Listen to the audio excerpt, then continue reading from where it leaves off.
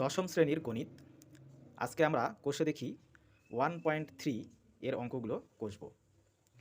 এখানে প্রশ্নের অঙ্ক দেওয়া আছে।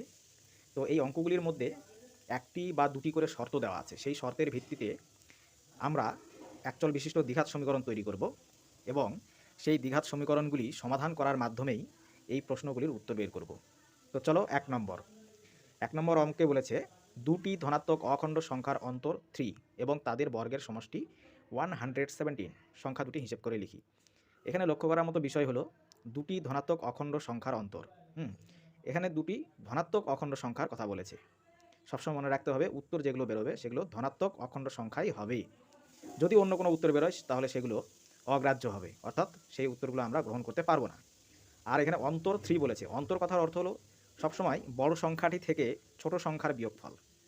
অর্থাৎ এখানে যে দুটি সংখ্যা বের করতে হবে তাদের মধ্যে যেটি বড় তার থেকে 3 কম হচ্ছে ছোটটি 3 কম। তাহলে শুরু করি 1 নম্বর অঙ্ক। তাহলে আমরা ছোট সংখ্যাটি ধরতে পারি বা বড় সংখ্যাটিও ধরতে পারি। তাহলে আমি ছোট সংখ্যা ধরে নিচ্ছি। ধরি ছোট সংখ্যাটি x। অতএব বড় সংখ্যাটি কত হবে? যেহেতু ছোট সংখ্যা এবং বড় সংখ্যার বিয়োগফল 3, তাহলে এর থেকে বড় সংখ্যাটি 3 বেশি হবে, তাহলে এটি হবে x প্লাস 3। আরেকটি শর্ত কি বলেছে? বলেছে সংখ্যা দুটির বর্গের সমষ্টি 117, অর্থাৎ যে দুটি সংখ্যা আমরা এখন বের করলাম বা ধরে নিয়ে বের করলাম সেই দুটি সংখ্যার বর্গের সমষ্টি 117। এখানে অতএব দিয়েও লিখতে পারি, শর্তানুসারে দিয়েও লিখতে পারি। শর্তানুসারে তাহলে সংখ্যা দুটির বর্গের সমষ্টি, তাহলে প্রথমটির বর্গ দিলাম, দ্বিতীয়টির বর্গ দিলাম। এই দুটি সংখ্যার বর্গের সমষ্টি কত? 117। এখন এখান থেকে আমরা x এর মান বের করব, অর্থাৎ সমাধান করব। এটি একটি সমীকরণ, দ্বিঘাত সমীকরণ। সূত্র দিয়ে ভেঙে নাও এটাকে। প্লাস a স্কোয়ার মানে x স্কোয়ার প্লাস 2ab মানে 6x প্লাস b স্কোয়ার মানে 9 ইজ ইকুয়াল টু 117, বা এখানে x স্কোয়ার মিলে হলো 2x স্কোয়ার প্লাস এখানে 6xই থাকবে প্লাস 9, এটিকে এপারে নিয়ে আসো, মাইনাস 117 ইজ ইকুয়াল টু 0, বা 2x স্কোয়ার প্লাস 6x, তাহলে এটিকে বিয়োগ করলে হবে minus 108 is equal to 0। 2 common নিয়ে ভাগ করে দাও, দিলে পড়ে থাকবে x square plus 3x minus 54 is equal to 0। এবার x স্কোয়ারের সহগ 1 আর এখানে মাইনাস 54, গুণ করলে হবে মাইনাস 54। এই 54কে আমরা উৎপাদকে বিশ্লেষণ করব এবং উৎপাদকগুলি গুণ করে এমনভাবে গুণ করব যে দুটি সংখ্যায় পরিণত করব যে দুটি সংখ্যার বিয়োগ ফলে, যেহেতু এখানে বিয়োগ চিহ্ন এসছে মাইনাস, বিয়োগ করে 3 মেলাবো। তাহলে 54কে উৎপাদকে বিশ্লেষণ করো, 2 দিয়ে যাবে 27, 3 9, 3 দিয়ে যাবে 3।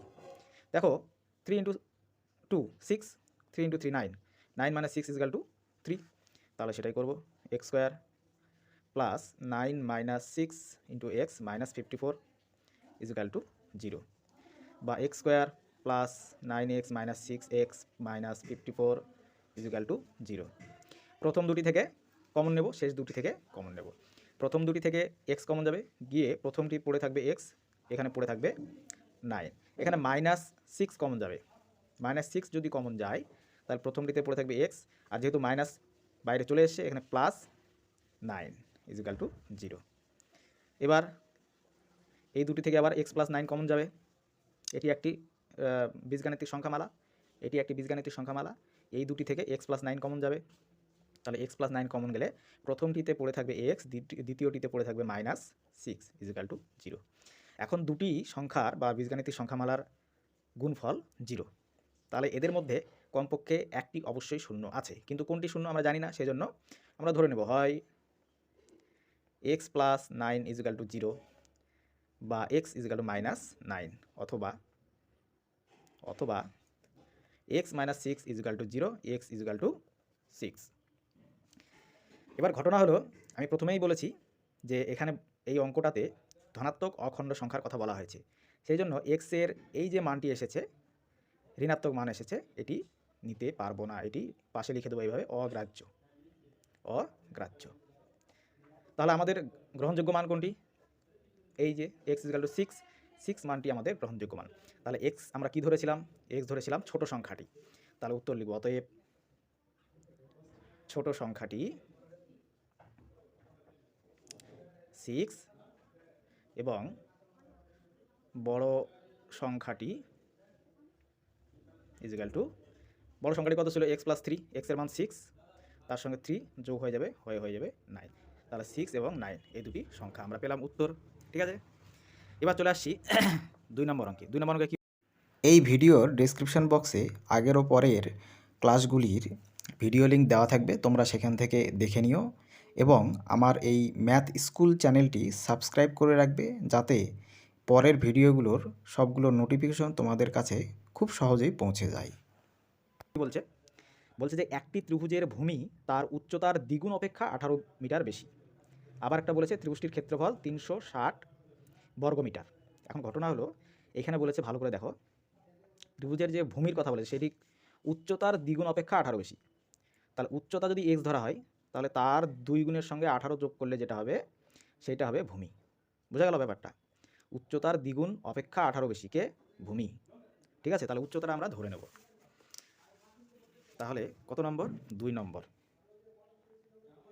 ধরি ত্রিভুজটির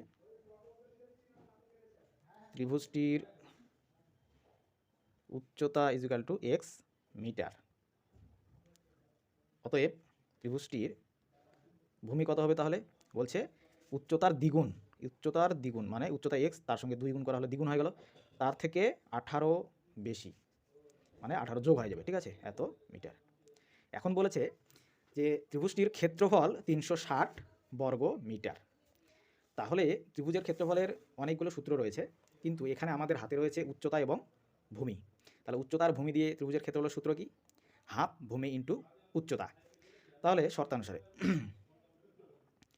শর্তানুসারে হাফ ভূমি মানে কত? 2x প্লাস 18 ইন্টু উচ্চতা কত? উচ্চতা এক্স। তাহলে এটা ত্রিভুজটির ক্ষেত্রফল বেরোলো। এবার আমাদের প্রশ্নে কত দেওয়া আছে? এই ত্রিভুজটির ক্ষেত্রফল 360 মিটার। তাহলে শর্তানুসারে এটি আর এটি সমান হবে, সেই জন্য সমান চিহ্ন দিয়ে লেখা হলো 360। ঠিক আছে, আচ্ছা, এই দুটি থেকে 2 কমন নিয়ে নাও। 2 কমন নিলে এখানে x প্লাস 9 পড়ে থাকবে, আর এই যে 2টা বাইরে চলে আসবে, সেই 2 আর এই হাফের নিচে যে 2 রয়েছে সেই 2 কাটাকাটি হয়ে যাবে। ঠিক আছে, আমি আর সেটি দেখালাম না, স্টেপ জাম্প করে দিলাম। তাহলে এখানে কি পড়ে থাকবে? x প্লাস 9, তার সঙ্গে কত গুণ আছে? x equal to 360। তাহলে এটি গুণ করলে কত হবে? x এর সঙ্গে x গুণ করলে x স্কোয়ার, x এর সঙ্গে 9 গুণ করলে 9x, বা x square plus 9ax equal to 360। এটিকে এবারে নিয়ে আসি, x square plus 9x minus 360 equal to 0। তাহলে এখন x স্কোয়ার সঙ্গে 1 আর এখানে মাইনাস 360 গুণ করলে মাইনাস 360।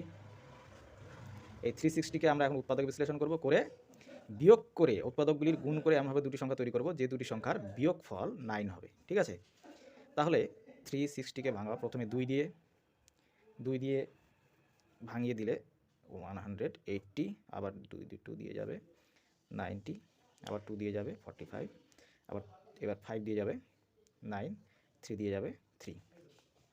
তো দেখো, এবার এই উৎপাদকগুলিকে গুণ করে দুটি সংখ্যায় পরিণত করব, যে দুটি সংখ্যার বিয়োগফল হবে 9। ঠিক আছে, তাহলে আমরা যদি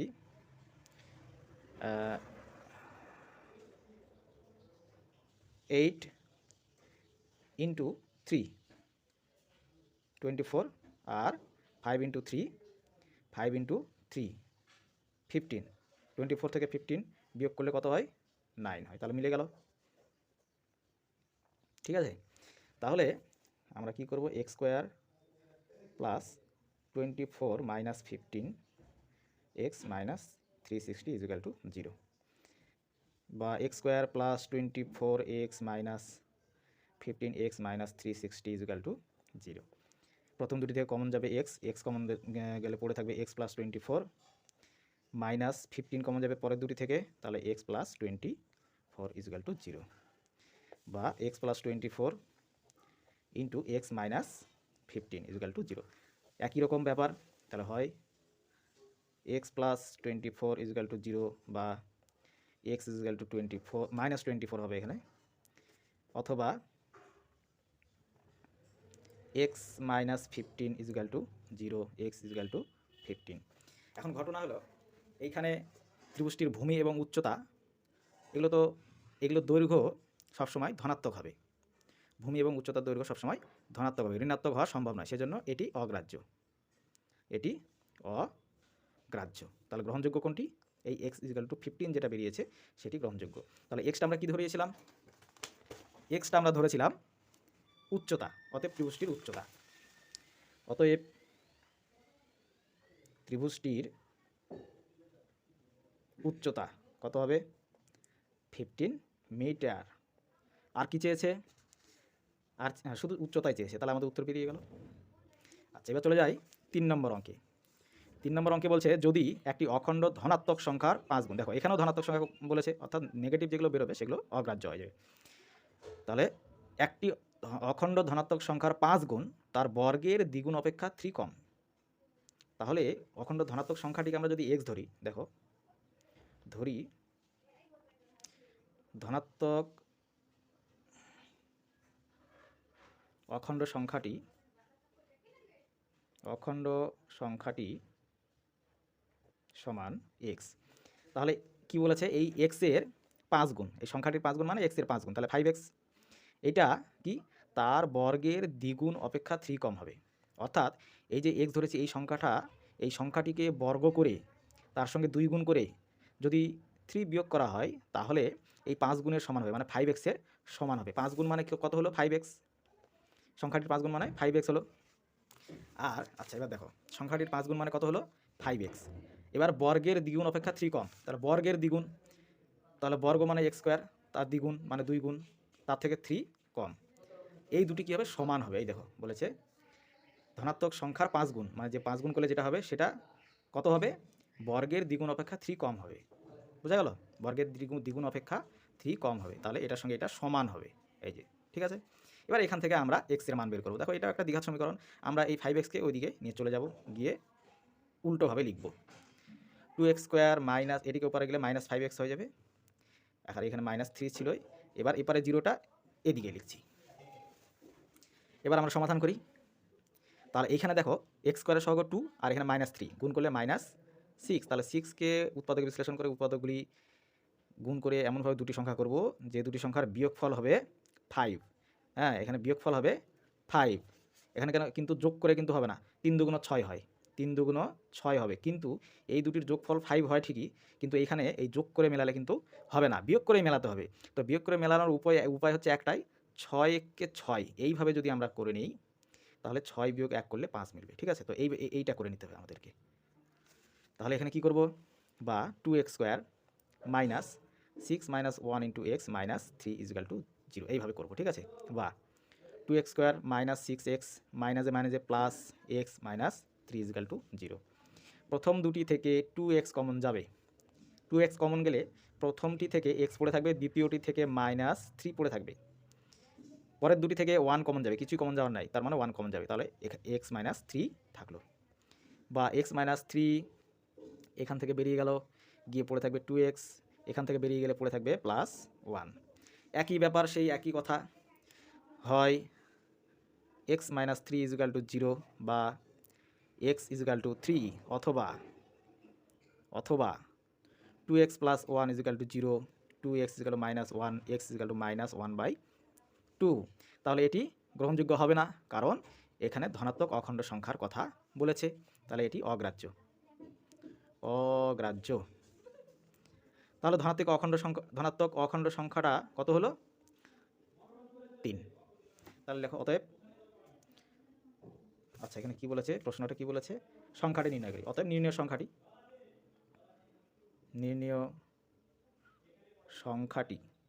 সংখ্যাটি হলো 3। আমাদের উত্তর হয়ে গেল। এবার চলে যাই 4 নম্বর অঙ্কে। 4 নম্বর অঙ্কে কি বলছে? দুটি স্থানের মধ্যে দূরত্ব 200 কিমি। এক স্থান হতে অপর স্থানে মোটর গাড়িতে যেতে যে সময় লাগে, জিপ গাড়িতে যেতে তার চেয়ে 2 ঘন্টা সময় কম লাগে। এখানে দুটি স্থান এ এবং বি ধরে নিয়েছি। এদের মধ্যে দূরত্ব হচ্ছে 200 কিমি। এবার এইখান থেকে এই পথ যেতে মোটর গাড়িতে, এখানে দুটি গাড়ির কথা বলা হয়েছে, মোটর গাড়িতে যেতে যে সময় লাগছে জিপ গাড়িতে যেতে তার চেয়ে 2 ঘন্টা সময় কম লাগে, অর্থাৎ জিপ গাড়িটা দ্রুত যায়, মোটর গাড়িটা একটু ধীরে যায়, ঠিক আছে।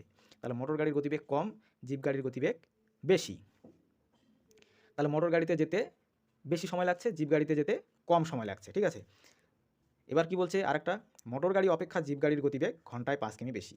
এই যে মোটর গাড়ির গতিবেগ তাহলে কম হলো, ঘন্টায় 5 কিমি কম, জিপ গাড়ির গতিবেগ ঘন্টায় 5 কিমি বেশি, ঠিক আছে। মোটর গাড়ির যা গতিবেগ হবে তার থেকে জিপ গাড়ির গতিবেগ ঘন্টায় 5 কিমি বেশি, আর জিপ গাড়ির থেকে মোটর গাড়ির 5 কিমি কম, ঠিক আছে।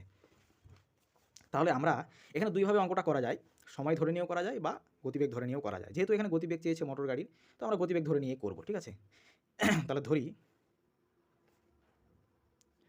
মোটর গাড়ির গতিবেগ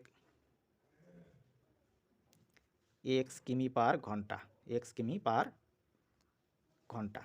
তাহলে মোটর গাড়ির গতিবেগ যদি এক্স কিমি পার ঘন্টা হয়, তাহলে জিপ গাড়ির গতিবেগ কত হবে? জিপ গাড়ির এর থেকে 5 কিমি পার ঘন্টা বেশি। তাহলে অতএব জিপ গাড়ির গতিবেগ সমান কত হবে? 5 কিমি বেশি হবে। তাহলে এক্স প্লাস 5 কিমি পার ঘন্টা হলো। এইবার আমরা এখানে কাজ করব কি, সময় বের করব। যেহেতু এইখানে একটা কন্ডিশন আছে যে মোটর গাড়িতে যেতে, ওই স্থানটি যেতে যে সময় লাগছে জিপ গাড়িতে যেতে তার চেয়ে 2 ঘন্টা সময় কম লাগছে। তার মানে জিপ গাড়িতে যেতে যে সময়টা লাগবে সেটা কম, আর মোটর গাড়িতে যেতে যে সময়টা লাগবে সেটি বেশি। তাহলে আমরা এখন সময় বের করব। তো সময় বের করতে গেলে আমাদের একটা সূত্র জানতে হবে। হ্যাঁ, এটা ফিজিক্যাল সায়েন্স বা ফিজিক্সের সূত্র, অঙ্কেও আছে। গতিবেগ ইজুকাল টু দূরত্ব বাই সময়, ঠিক আছে। তাহলে সময় সমান কী হবে? সময় সমান হচ্ছে দূরত্ব বাই গতিবেগ। তোমরা এই সূত্রটিকে মনে রাখবে, সময় সমান দূরত্ব বাই গতিবেগ। আর যদি সময় ধরে নাও তখন গতিবেগ দিয়ে করতে হবে, তখন এই সূত্রটি মনে রাখবে, ঠিক আছে। দুটো একই সূত্র, জাস্ট এই সময়ের জায়গায় গতিবেগ চলে আসলো, গতিবেগের জায়গায় সময় চলে গেলো, ঠিক আছে। তাহলে এবার সময় বের করব। অতএব প্রথম মোটর গাড়ির 200 কিমি পথ যেতে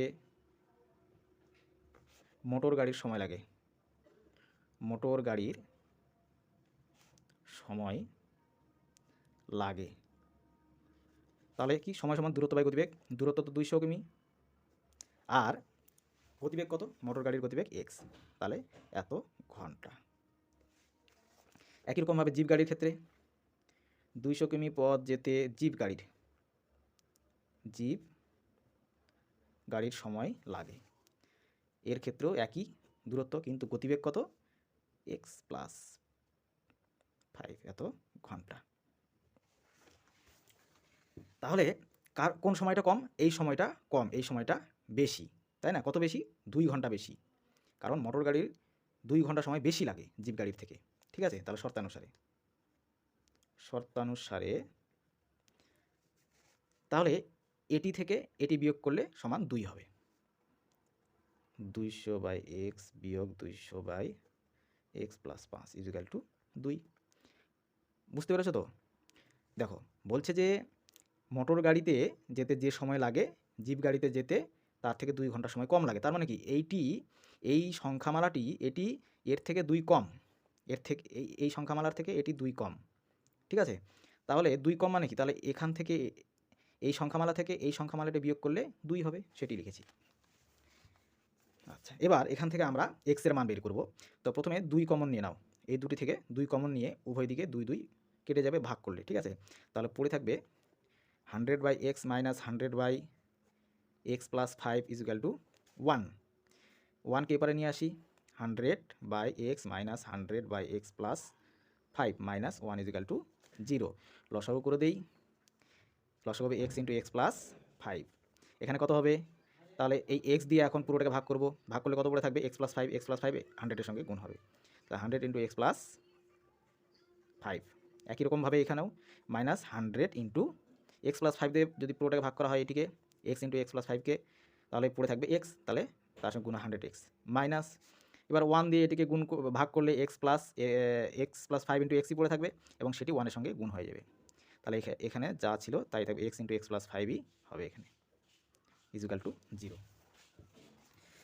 বা এ গুণ করে নাও, 100 into x 100x plus 100 into 5 500 minus 100x তো আছেই, এখানে গুণ করে নাও, minus x into x x square plus minus 5x equal to কত হবে, 0 হবে, কারণ এই সংখ্যামালাটি 0-এর সঙ্গে গুণ হয়ে 0 হয়ে যাবে। মাইনাস 100x প্লাস 100x কেটে গেল, গিয়ে কী পড়ে থাকছে, আচ্ছা সাজিয়ে লিখি, minus x square minus 5x minus plus 500 equal to 0। আচ্ছা, এখন এটিকে আমরা মিডল টার্ম ফ্যাক্টর করব। তো এখানে যদি -1 কমন নিয়ে ভাগ করে দেওয়া যায় তাহলে কিন্তু সুবিধা হবে। কীরকম, -1 কমন নেওয়া মানে মাইনাস সাইন কমন নেওয়া এক কথায়, এক্স স্কোয়ার প্লাস 5x এখানে মাইনাস 500 হয়ে যাবে, বা x square plus 5x minus 500 equal to 0। তাহলে দেখো এক্স স্কোয়ার সঙ্গে 1, এখানে মাইনাস 500, গুণ করলে মাইনাস 500, 500কে ভেঙে উৎপাদকে বিশ্লেষণ করে উৎপাদকগুলি গুণ করে এমন দুটি সংখ্যা করব যে দুটি সংখ্যার বিয়োগফল হবে 5। ঠিক আছে, এই বিয়োগফল হবে 5। তাহলে 500কে ভাঙাও, প্রথমে 5 দিয়ে দিচ্ছি, তাহলে 100, আবার 5 দিয়ে দিচ্ছি 10, 5 দিলে 20, আবার 5 দিয়ে দিই 4, এবার 2 দিয়ে দিলে 2। দেখো আমরা যদি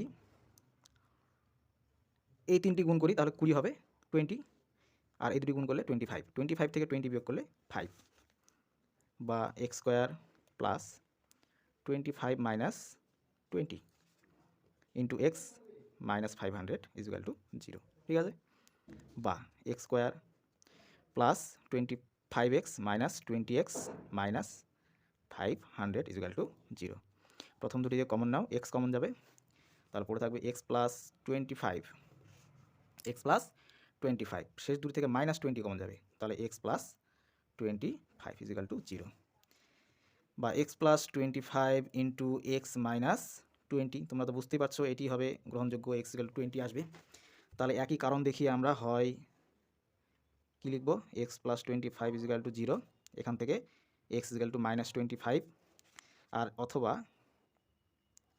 x minus 20 equal two 0, x equal two 20। এটি গ্রহণযোগ্য হবে না, কারণ এক্সটি কী ধরেছি, এক্স ধরেছি গতিবেগ, গতিবেগ কখনো ঋণাত্মক হতে পারে না, সুতরাং এটি অগ্রাহ্য, এটি অগ্রাহ্য। তাহলে গ্রহণযোগ্য কোনটি, 20। তাহলে লিখব অতএব মোটর গাড়ির গতিবেগ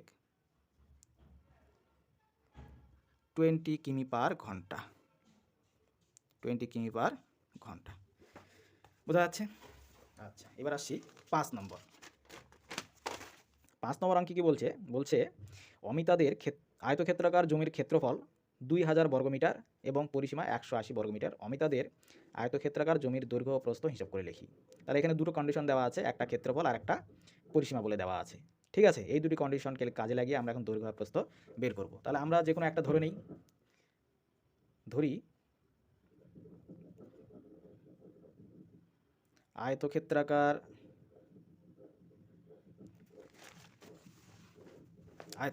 জমিটির দৈর্ঘ্য ধরে নেই, দৈর্ঘ্য সমান এক্স মিটার ধরি। আমরা কি জানি, ক্ষেত্রফলটা, হ্যাঁ, আয়তক্ষেত্রের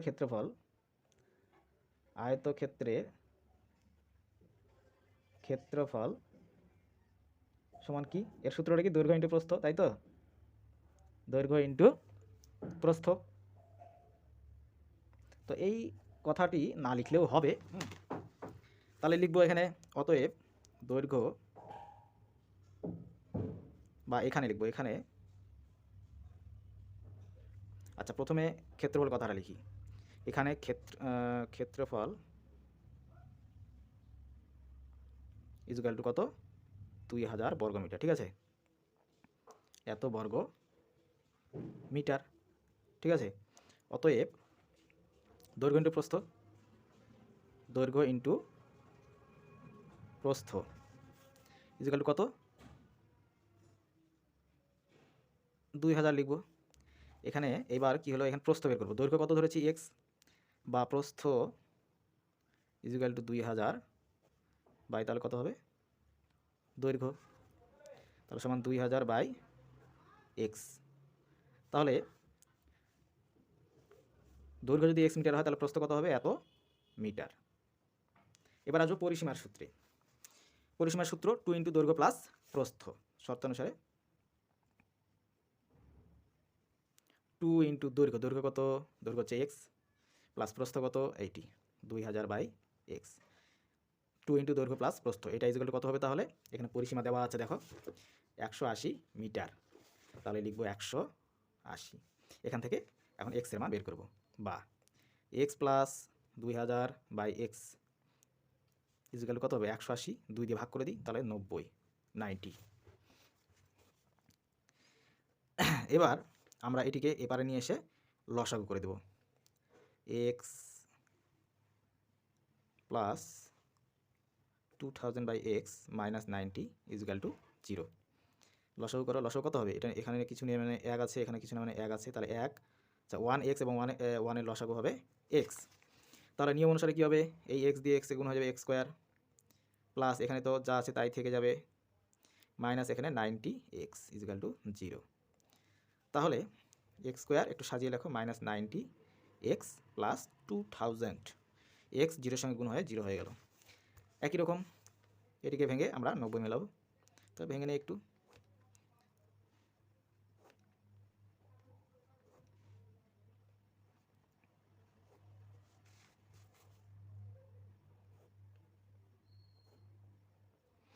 নাইনটি মেলাতে হবে কী করে, যোগ করে, কিন্তু এই যোগ চিহ্ন যেহেতু আছে, এক্স স্কোয়ার সহগ 1, 2000 প্লাস 2000 গুণ করলে প্লাসই আসবে, সেজন্য যোগ করে মেলাবো 90। ঠিক আছে, তাহলে তো দেখো এখানে হচ্ছে 50, আর এটির সঙ্গে এটি গুণ করলে হবে 40, তাহলে 50 প্লাস 40 90। ঠিক আছে, তাহলে এটি করবো আমরা, বা x square minus 50 plus 40 plus 2000 equal to 0।